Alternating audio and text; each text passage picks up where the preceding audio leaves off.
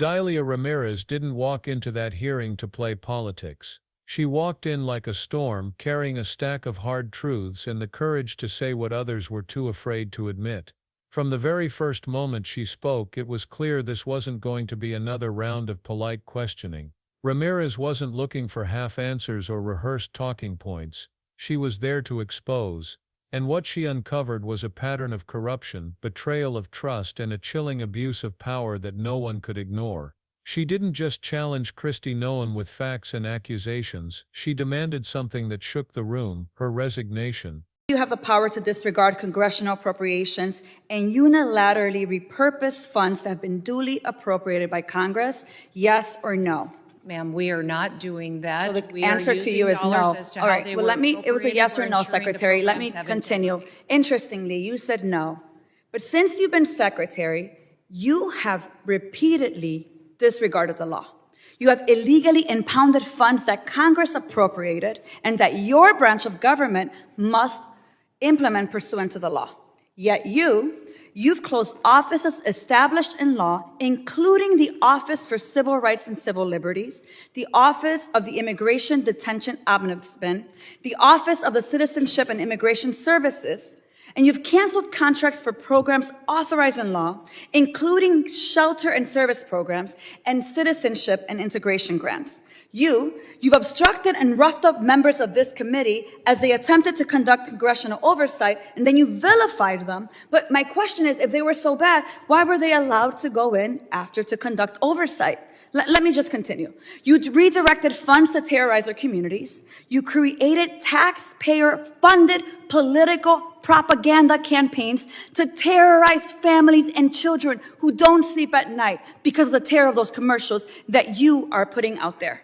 You hold sick, disrespectful press conferences in my state where, let me be clear, you are not welcome. You corruptly used emergency authority to avoid procurement to make Trump's private prison donors richer by directing $45 billion for them to expand ICE detention centers. You defunded work to address real threats to the homeland, all while you pursued college newspaper editors, labor leaders, and even a Harvard scientist who failed to declare frog embryos at the airport.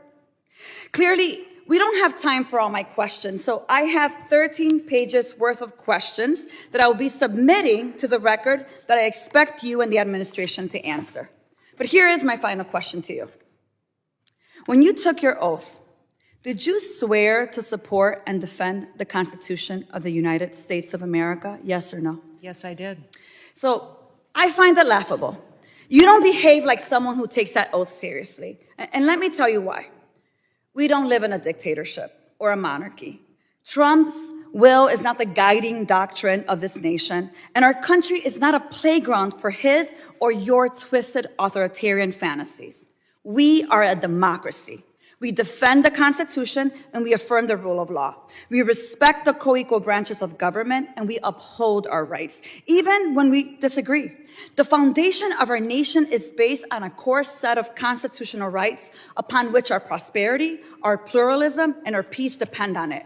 You, however, have been leading this work for 116 days.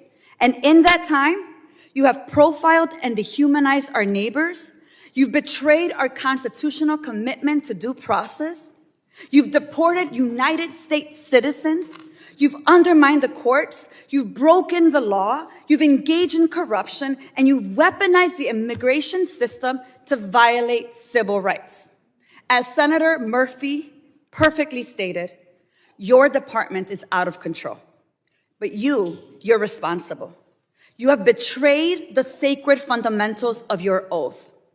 And I believe to my core that you are not fit to hold the office. And I again, to your face, demand your immediate resignation. And I put it and place it on the record for all of us to see. With that, Chairman, I yield back. Generally yields. Mr. Gabarino's. For years, Americans have watched leaders dodge accountability, hide behind empty promises, and act like the rules don't apply to them. But Ramirez sent a message that cut through all of it. No one, not even those at the top, is above the Constitution or the people it protects. Ramirez started with questions that on the surface sounded almost too basic. Do you agree that the judiciary is a co-equal branch of government? Yes or no? The secretary said yes. Do you agree that Congress holds the constitutional power of the purse? Yes or no? Again the answer was yes. Simple questions, simple answers. But Ramirez wasn't asking to confirm what everyone already knew. She was laying a trap, because once those acknowledgments were on record there was no escape from what came next. She immediately turned those yes answers against the secretary, exposing the glaring contradiction between words and actions. If the judiciary is respected, why ignore the courts? If Congress controls the purse, why divert funds without authorization? Each question was like a thread, and as Ramirez pulled, the fabric of credibility started to unravel.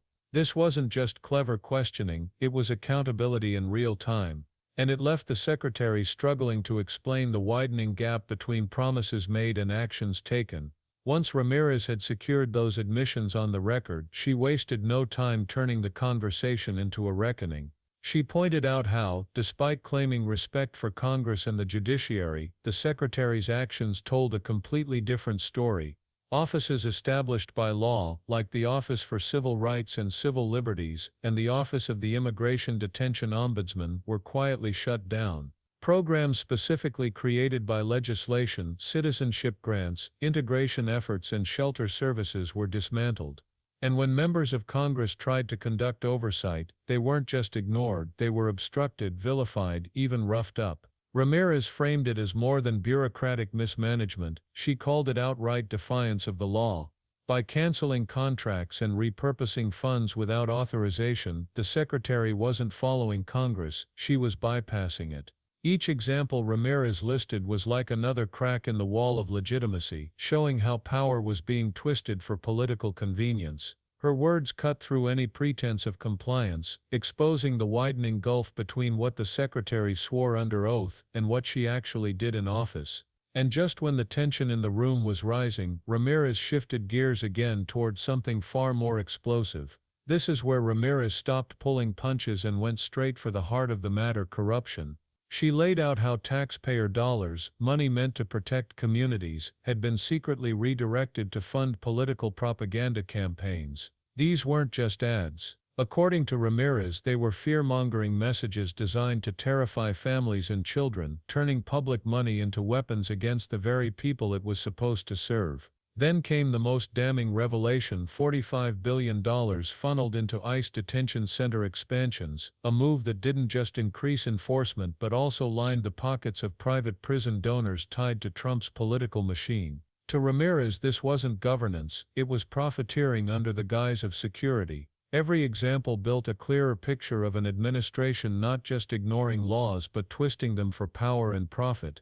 And with each charge, the room grew heavier. Ramirez wasn't just listing mistakes, she was connecting the dots, showing how decisions that looked like policy choices were actually part of a larger, darker trail of corruption. But even this wasn't the breaking point. Ramirez was about to strike at something deeper, the very oath of office itself. Ramirez then shifted from corruption to something even more serious: the betrayal of the oath of office. She reminded the secretary of the words spoken when swearing in to support and defend the Constitution of the United States. But then she drove the knife in: "You don't behave like someone who takes that oath seriously." Her language was blistering: "We don't live in a dictatorship. We don't live in a monarchy. Trump's will is not the guiding doctrine of this nation." Every line was a direct attack on what she framed as authoritarian impulses running unchecked in the department. Ramirez argued that by ignoring Congress, undermining the courts, and weaponizing immigration policy, the secretary had shredded the very principles she swore to uphold. The power of Ramirez's words wasn't just in the accusations, it was in the contrast. On one side, the solemn promise to uphold the Constitution; on the other, a trail of actions that suggested defiance of it. It wasn't just corruption, she argued, it was betrayal at the highest level. And betrayal of the oath is more than a scandal, it's a direct threat to democracy itself. After exposing the corruption and betrayal, Ramirez turned the focus to the people living with the consequences. She reminded the committee that this wasn't just about budgets, offices, or legal technicalities, it was about human lives. Families were being torn apart by propaganda campaigns designed to instill fear. Immigrant communities were dehumanized and profiled by the very agency tasked with protecting their rights. And perhaps most shocking, even U.S. citizens had been wrongfully deported, stripped of their freedom because the system disregarded due process. These weren't distant policy debates, they were stories of parents who couldn't sleep at night, children terrified by government-funded fear tactics, and neighbors forced to live as though their existence was a crime. Ramirez drove home the point that the abuse of power wasn't theoretical, it had faces, names, and broken lives attached to it.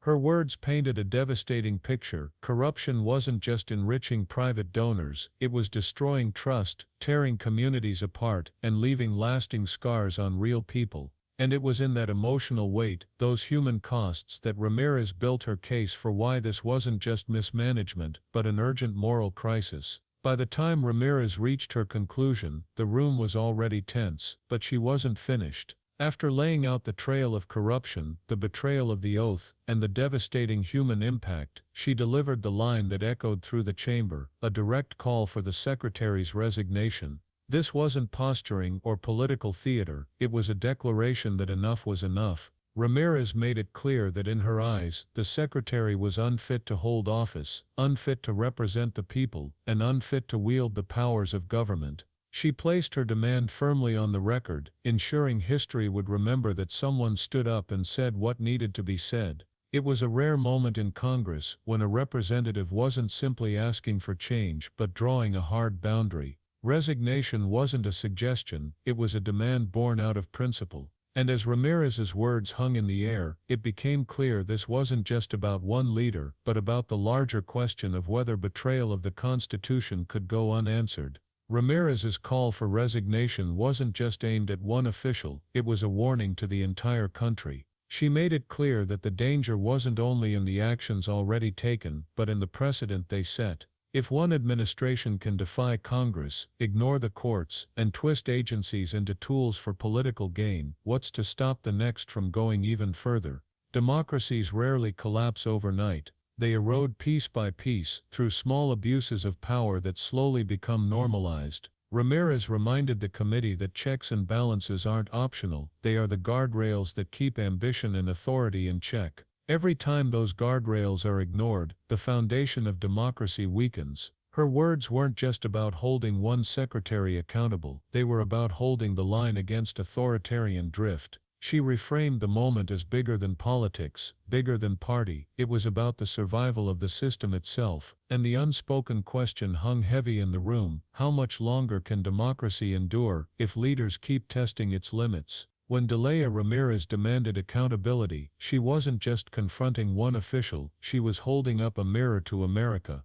Her words reminded everyone watching that democracy doesn't defend itself, it requires vigilance, courage, and the refusal to accept corruption as normal. Without accountability, power consolidates, rights erode, and ordinary people are the ones who suffer. This moment matters because it forces us to ask, what are we willing to tolerate? Is a demand for resignation enough when leaders betray their oath, or should there be stronger consequences? Ramirez's stand wasn't just about one resignation, it was about redrawing the line between power and the people. And now that responsibility doesn't rest only in Congress, it rests with us, because democracy isn't something handed down, it's something we actively protect. If we ignore abuses, they become permanent. If we speak out, they can be stopped. So here's my question for you: do you believe calling for resignation is enough, or should there be harsher consequences when public officials betray their oath? Drop your thoughts in the comments below. Your voice matters because the fight for accountability isn't theirs alone, it's ours.